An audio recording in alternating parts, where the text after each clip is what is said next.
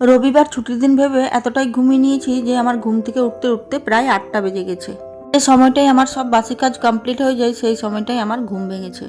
জানো তো, রাত্রিবেলায় আমাদের শুতে শুতে প্রায় 11:30 12টা বেজে যায়। তারপর একটু ফোন দেখি, তারপর ঘুমাই। আর আমার ছেলে না রাত্রিবেলায় একদমই ঘুমোতে চায় না। ছেলেকে না 11টা 11:30টার মধ্যে আমি শুইয়ে দিই, কিন্তু ও একদমই ঘুমোবে না, এপাশ ওপাশ শুধু ঘুরবে। আর ওর জন্য আমারও ঘুমোতে দেরি হয়ে যায়, তাই আমার সকালবেলায় উঠতেও দেরি হয়ে যায়। যাই হোক, এখন তো স্কুল নেই বলে এতটা চাপ নেই। আর যেদিন ঘুম থেকে উঠতে দেরি হয়ে যায় সেদিন আমি কিছু খুঁজেই পাই না, মনে হয় কোন কাজটা ছেড়ে কোন কাজটা ধরবো। আর রবিবার দিন মানে অলসতার দিন।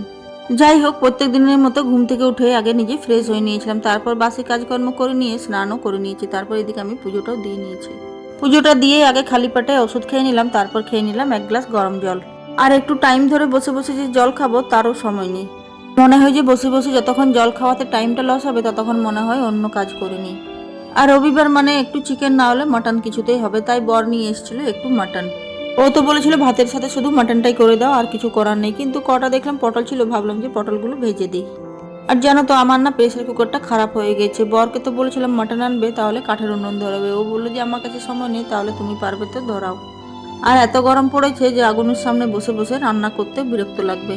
তাই যখন মাটনটা কষছিলাম তখন একটু পেঁপে কেটে দিয়ে দিয়েছিলাম, কারণ পেঁপে দিয়ে দিলে মাটনটা তাড়াতাড়ি সেদ্ধ হয়ে যায়।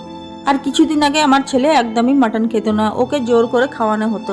আরও এখন এত পরিমাণে মাটন খেতে শিখে গেছে যে প্রায় দিনে ও মাটন আনতে বলবে। তাহলে ভিডিওটা আমি এখানে শেষ করে দিচ্ছি। ভালো লাগলে লাইক কমেন্ট করতে ভুলো না, আর ফলো করে আমার পাশে থেকো। দেখা হচ্ছে নেক্সট ভিডিও।